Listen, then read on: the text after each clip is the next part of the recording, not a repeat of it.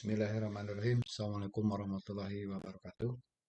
Pada pertemuan kali ini, alhamdulillah kita bisa berjumpa kembali pada mata kuliah pembelajaran tematik, dan yang akan dibahas pada pertemuan sekarang adalah terkait dengan landasan pembelajaran tematik. Sekurang-kurangnya ada 3 landasan dalam pembelajaran tematik. Itu yang pertama landasan psikolog, landasan filosofis, kemudian landasan psikologis, landasan yuridis atau landasan hukum dan kebijakan. Terkait dengan landasan filosofis, kita mengenal ada filsafat progresivisme, kemudian konstruktivisme dan humanisme. Adapun nanti pada saat membahas landasan psikologis akan dijelaskan tentang karakteristik belajar anak usia sekolah dasar SD MI. Dan landasan hukum atau kebijakan-kebijakan yang bersifat yuridis, ada beberapa perundang-undangan yang akan kita jelaskan pada pertemuan kali ini, membahas tentang tadi landasan pembelajaran tematik. Landasan filosofis kurang-kurangnya kita menelaah 3 filsafat: progresivisme, konstruktivisme, dan humanisme. Dalam pemahaman progresivisme, dalam hal ini salah satu dari tokohnya adalah John Dewey. Proses pembelajaran ini dikatakannya bahwa proses pembelajaran perlu ditekankan pada pembentukan kreativitas, kemudian pemberian sejumlah kegiatan, suasana alamiah, dan memperhatikan pengalaman siswa. Jadi dalam pandangan progresif, bahwa proses pembelajaran ini ditekankan pada pembentukan kreativitas, pemberian sejumlah kegiatan, suasana alamiah, dan memperhatikan pengalaman siswa.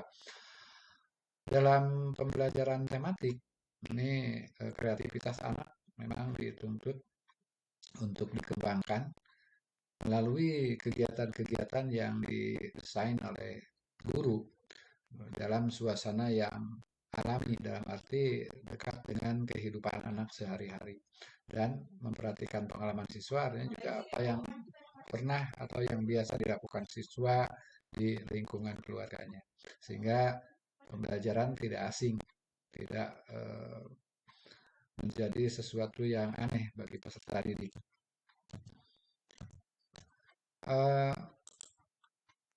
Selanjutnya ada 6 prinsip ya, yang dianut progresivisme.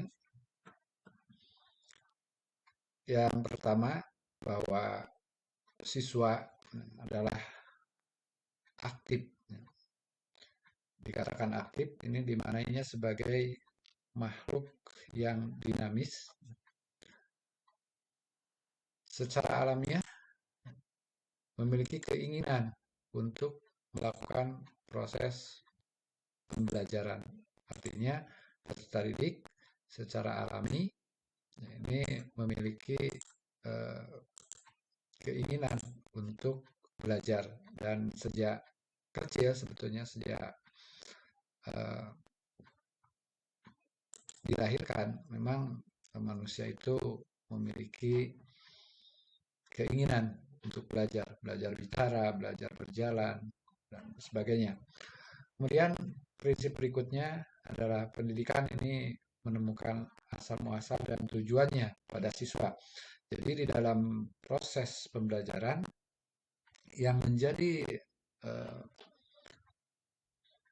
subjek dan objek utamanya adalah peserta didik, sehingga dalam mengajar sebetulnya kita adalah membelajarkan peserta didik. Yang ketiga ya, dari 6 ini adalah peran guru sebagai penasihat, pembimbing, dan pemandu. Nah, jadi prinsip progresivisme terkait dengan pembelajaran bahwa peran guru ini sebagai penasihat. Artinya tidak dipandang sebagai satu-satunya sumber belajar atau yang menyampaikan pelajaran-pelajaran, tetapi memberikan nasihat, kemudian membimbing proses belajar, dan memandu peserta didik dalam belajar. Prinsip berikutnya dari progresivisme ini yang terkait dengan pembelajaran tematik adalah sekolah ini harus dijadikan sebagai miniatur masyarakat. Sehingga di sekolah itu berbagai kondisi itu ada sebagai miniatur masyarakat. Ada pemerintahannya, ada eh, ekonominya, dan sebagainya. Jadi sekolah dijadikan sebagai miniatur masyarakat.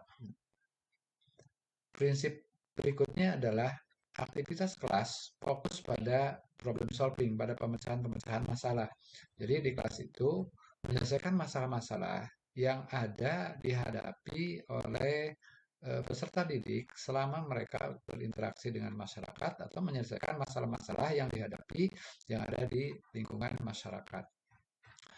Prinsip yang keenam adalah atmosfer sosial sekolah ini harus kooperatif dan demokratis.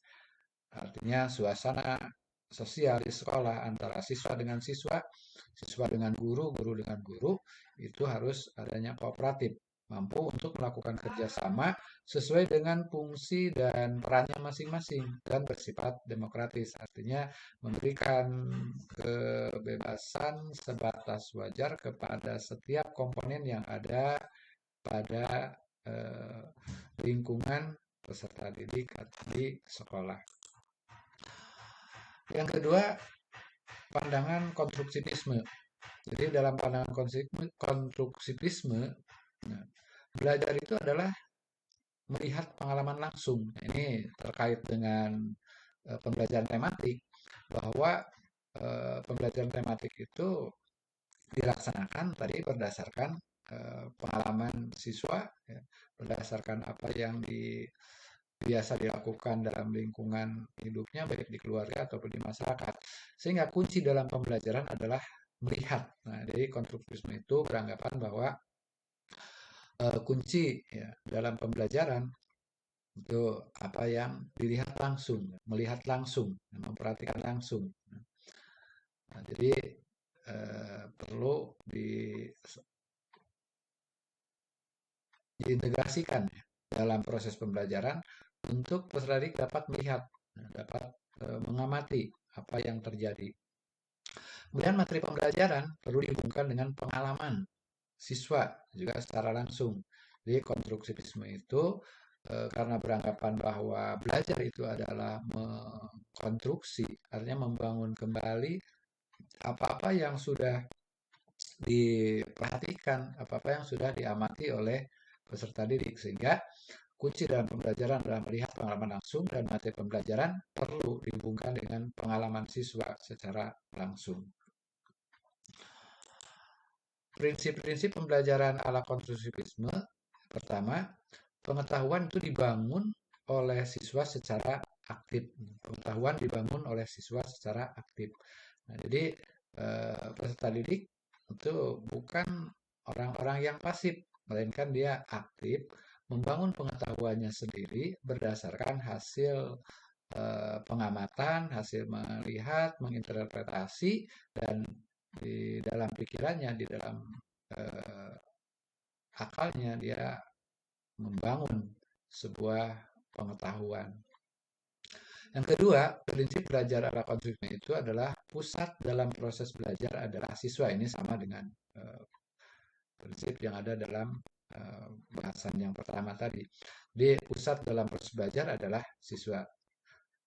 Sehingga apapun yang dilakukan oleh guru, baik dalam hal pemilihan materi, pemilihan media, pemilihan sarana prasarana, itu ditujukan supaya peserta didik dapat melaksanakan proses belajar secara eh, tepat sesuai dengan tujuan yang diharapkan. Jadi sasarannya adalah siswa. Jadi bukan bagaimana guru mengajar, tapi bagaimana siswa belajar. Mengajar adalah membantu siswa belajar. Nah, jadi dalam konsep ini, prinsip belajar ala konstruktivisme, mengajar itu membantu. Nah, karena membantu peserta didik untuk belajar, sehingga nanti guru perlu tadi mendesain, ya, merancang pembelajaran. Kemudian guru juga menjadi fasilitator, ya, menjadikan dirinya sebagai fasilitator ini yang memfasilitasi baik pada tataran sumber bahan ajar, kemudian cara belajar, jadi memfasilitasi termasuk juga menyediakan alat-alat, bahan, dan sebagainya.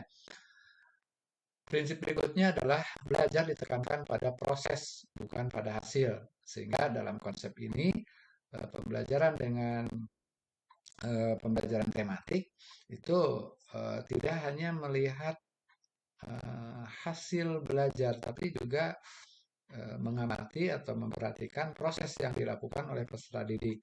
Apakah peserta didik melakukan proses pembelajaran sesuai dengan sintak yang dibuat oleh guru atau langkah-langkah yang ditentukan. Nah, maka eh, guru juga nanti perlu mengembangkan sintak yang sesuai sehingga belajar yang dilaksanakan oleh peserta didik bisa dilaksanakan secara tepat. Berikutnya adalah kurikulum ditekankan pada partisipasi siswa.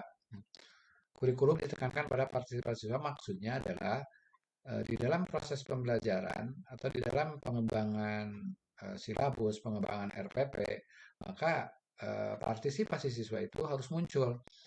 Seperti pernah kita pelajari bersama adanya prosedur pembelajaran yang menggunakan pendekatan saintifik.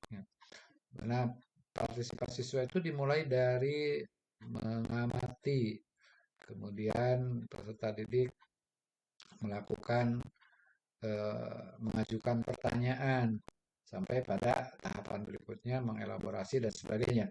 Nah, ini jelas diilhami oleh prinsip belajar konstruktivisme.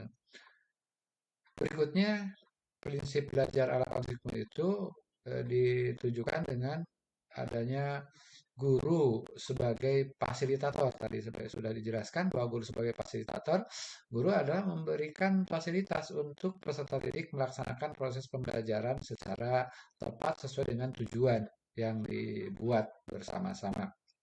Jadi, guru nanti dalam posisi proses pembelajaran, bukan hanya satu-satunya sumber, tapi guru juga memfasilitasi peserta didik untuk melaksanakan proses belajar. Fungsi fasilitator, nah tadi karena guru sebagai fasilitator, maka fungsinya adalah menyediakan pengalaman belajar yang mungkin siswa bertanggung jawab dalam membuat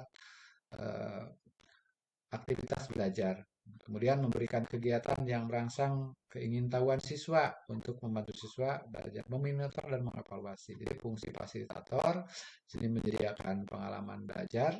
Nah, yang dimaksud menyediakan pengalaman belajar di sini adalah menyediakan hal-hal yang perlu dilakukan oleh peserta didik supaya peserta didik memiliki pengalaman bagaimana mempelajari sesuatu. Kemudian memberikan kegiatan yang merangsang keingintahuan siswa adalah memfasilitasi peserta didik untuk melakukan kegiatan-kegiatan yang bisa membantu peserta didik untuk memahami, untuk menerima apa yang dipelajarinya. Yang ketiga, fungsi fasilitator adalah memonitor dan mengevaluasi. Jadi guru nanti setelah proses pembelajaran berlangsung, atau maaf, selama proses pembelajaran berlangsung, mengamati, memonitor, memantau. Nah, sebab tadi belajar itu tidak hanya melulu dilihat dari aspek hasil, tapi juga dilihat dari aspek proses. Sehingga prosesnya perlu dimonitor, perlu dilihat secara nyata, secara jelas, dan nanti guru juga mengevaluasi. Ingat, mengevaluasi di sini juga bukan hanya mengevaluasi hasil belajar peserta didik, tetapi semua faktor yang terlibat di dalam proses pembelajaran itu dievaluasi. Dari mulai program pembelajarannya, proses pembelajaran, kemudian dievaluasi juga gurunya, peserta didiknya. Jadi evaluasi ini adalah evaluasi pembelajaran, bukan evaluasi hasil belajar saja. Meskipun memang hasil belajar juga menunjukkan berhasil tidaknya proses belajar. Tapi dalam makna ini, guru sebagai fasilitator, kemudian memonitor dan mengevaluasi, yang dievaluasi itu adalah keseluruhan, ya. Keseluruhan komponen yang terlibat dalam proses pembelajaran. kesimpulan dari konstruktivisme ini bahwa mengajar bukanlah kegiatan memindahkan pengetahuan, ya, bukan hanya transfer of knowledge, ya, tetapi merupakan suatu kegiatan yang memungkinkan siswa untuk membangun sendiri pengetahuannya. Hanya peserta didik diberikan keleluasaan, diberikan kebebasan untuk menginterpretasi, mengambil simpulan, kemudian nanti eh, menciptakan dalam dirinya pengetahuannya sendiri tentang apa yang dipelajari. Hal ini akan memungkinkan terjadinya perbedaan pendapat, pandangan yang berbeda, atau simpulan-simpulan yang berbeda antar peserta didik. Nah, nanti guru perlu mengklarifikasi dari hasil belajar mereka, sehingga dari klarifikasi itu diarahkan peserta didik kepada pengetahuan-pengetahuan yang sudah legal, yang sudah memiliki dasar yang kuat, dan seterusnya. Filsafat berikutnya yang dijelaskan adalah humanis. Ya. Humanisme ini adalah sebuah pandangan filosofis yang menempatkan manusia sebagai manusia. Itu humanisme itu dimaknainya sebagai eh, memandang manusia sebagai individu yang eh, ya manusiawi, itu memberikan layanan yang sifatnya manusiawi. Eh, di filsafat humanisme ini kita melihat adanya layanan pembelajaran yang bersifat klasikal maupun individual. Jadi dalam pandangan humanisme, belajar itu dapat dilakukan baik oleh peserta didik itu sendiri secara individual atau dilaksanakan secara klasikal. Yang kedua, dalam pandangan humanis itu pengakuan adanya siswa yang lambat dan cepat. Jadi humanis memang uh, memiliki pemahaman bahwa peserta didik itu ada yang bisa belajar dengan cepat, ada juga yang memang belajarnya lambat. Pandangan berikutnya dari humanisme itu adalah penyikapan terhadap hal yang unik dari siswa. Artinya, setiap siswa memiliki karakteristik yang berbeda, memiliki keunikan masing-masing. Penyikapan terhadap hal yang unik dari siswa ini untuk memberikan layanan secara optimal kepada manusia, kepada peserta didik sesuai dengan kondisi dari peserta didik itu sendiri. Karena tadi memiliki keunikan, memiliki kelebihan masing-masing. Setiap peserta didik memiliki keistimewaan, memiliki kemampuan yang tentunya beda-beda dari aspek ini. Sehingga nanti akan muncul istilah semua peserta didik itu ranking 1 pada bidangnya masing-masing. Pendidikan juga adalah keinginan untuk mewujudkan lingkungan belajar terbebas dari gagal.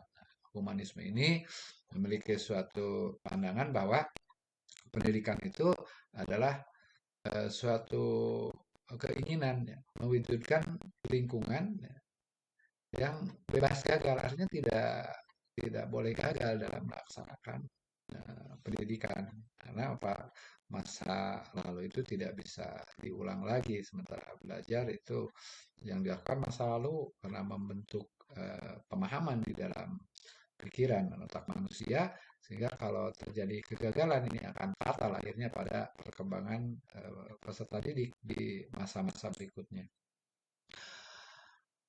Nah, itu tadi dasar filosofis, ya, baik yang sifatnya progresif, humanis, eh,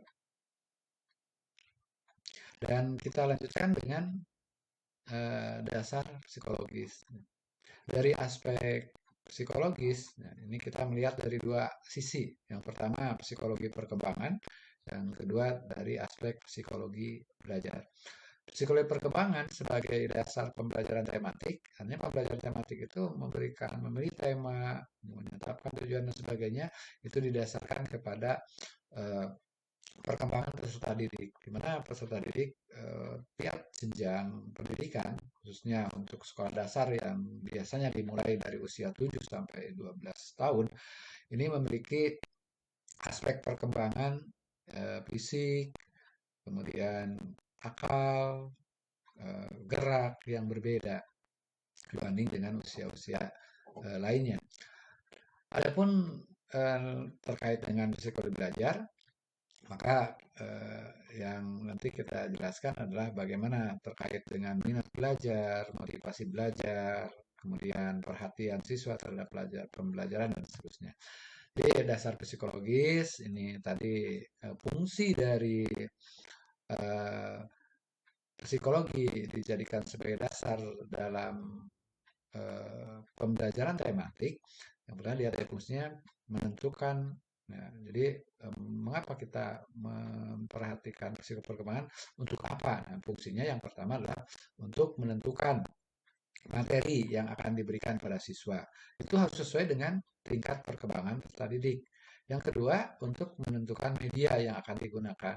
Media yang digunakan pun ini membutuhkan kesesuaian dengan perkembangan psikologis peserta didik. Demikian pula dalam menentukan tujuan. Jadi pengembangan tujuan, pengembangan media pembelajaran, atau maaf, pemilihan dan penetapan media pembelajaran, kemudian materi yang diberikan kepada peserta didik, itu harus melihat perkembangan peserta didik. Adapun dari aspek psikologi belajar, ya, fungsi eh, psikologis ya, dijadikan sebagai dasar, sebagai landasan dalam pembelajaran tematik. Yang pertama, supaya guru ketika menentukan cara mengajar dan cara belajar, nah, jadi ini harus memperhatikan aspek psikologi belajar. Jadi dalam psikologi belajar ini ada cara bagaimana mengajar, bagaimana belajar. Tentunya ini juga dipengaruhi oleh berbagai faktor yang lain. Cara belajar dan cara mengajar ini akan terkait dengan karakteristik guru dan karakteristik peserta didik. Hanya masing-masing guru, masing-masing peserta didik juga memiliki kekhasan ya, dalam hal mengajar dan dalam hal belajar. Psikologi belajar juga nanti terkait dengan mengenali minat, motivasi, perhatian peserta didik, termasuk juga dalam psikologi belajar ini mengenali juga hal-hal yang terkait dengan kebiasaan-kebiasaan atau hal-hal yang cenderung menjadi eh, hal yang diikuti atau hal-hal yang diminati oleh peserta didik. Dan dalam hal ini dasar psikologis ya, untuk pembelajaran tematik adalah perilaku perilaku belajar. Perilaku belajar ini menyoroti bagaimana peserta didik melakukan proses pembelajaran eh, yang dilaksanakan. Jadi ada nanti bahasan khusus dalam psikologi itu tentang perilaku belajar. Perkembangan kognitif kalau mengikuti pendapatnya dari Piaget ini ada perbedaan ya. Khusus untuk anak usia SD kita melihat dari operasional konkret 7 sampai 11 tahun dan operasional formal 11 tahun ke atas, maka anak usia sekolah dasar dalam hal perkembangan kognitif itu sudah ada perubahan dari mulai operasional konkret melihat yang nyata yang dapat diindra oleh dirinya menjadi berkembang ke arah yang sifatnya operasional formal, hal-hal yang abstrak pun nanti mulai bisa dipahami oleh peserta didik setelah pada usia kelas atas biasanya disampaikannya. Nah, oleh sebab itu perkembangan kognitif juga akan mempengaruhi terhadap eh, pelaksanaan pembelajaran tematik. Fase operasional konkret ini 7 sampai 11 tahun sebagaimana tadi ditekankan pada eh, slide awal tadi.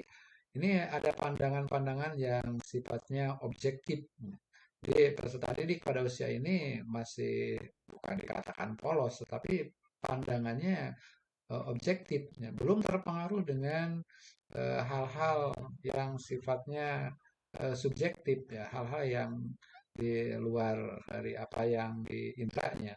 Dan yang kedua, peserta didik juga sudah mampu mengklasifikasi benda-benda. Ya, kelas 1 SD sampai kelas 6 pasti sudah memiliki kemampuan mengklasifikasi benda-benda.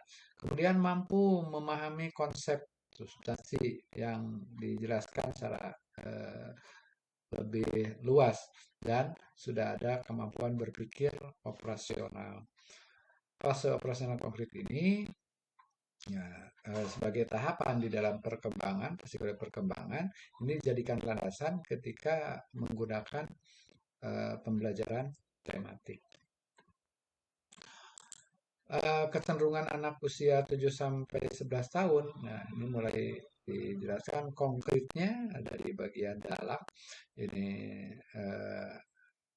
bawaan dari kecilnya memang tadinya usia sebelumnya maksudnya eh, senangnya kepada yang nampak yang kuat. Kemudian bisa masuk ke kelas B yang kedua, ini mulai integratif, memadukan, dan nanti ada yang disebut dengan hierarkis atau pentahapan.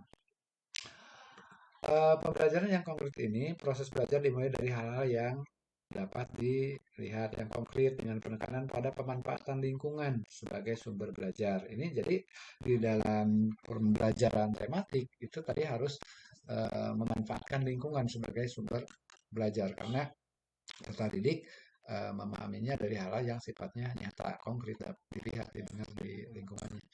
Kemudian integratif. Tadi integratif itu dimaknai dengan keterampilan ya, konsep tidak memilah dalam berbagai disiplin ilmu, tapi dikaitkan menjadi pengalaman belajar yang bermakna. Integratif juga dimaknai sebagai memadukan, menyatukan antara beberapa mata pelajaran sehingga tidak lagi disebut mata pelajaran karena kita membahasnya nanti tema-tema, jadi memadukan beberapa eh, beberapa pengalaman, pengetahuan, itu mengintegrasikan. Kemudian tadi dinyatakan hierarkis, ya. Hierarkis ini berkembang sesuai tahapan, mulai dari yang sederhana ke yang kompleks. Jadi nanti proses pembelajaran tematik harus dilaksanakan secara hierarkis, berkembang ya, dari mulai yang hal-hal yang sederhana ke hal-hal yang sifatnya kompleks. Kemudian nanti urutannya pun diusahakan logis, ya. Memiliki keterkaitan antara materi pelajaran dan cakupan keluasan materi pelajaran ini menjadi sangat penting untuk pembelajaran tematik. Nah, dasar hukum ini bagian yang ketiga yang kita bahas sekarang ini. Jadi dasarnya tadi ada dasar landasan filosofis, landasan psikologis, dan landasan hukum atau dasar hukum.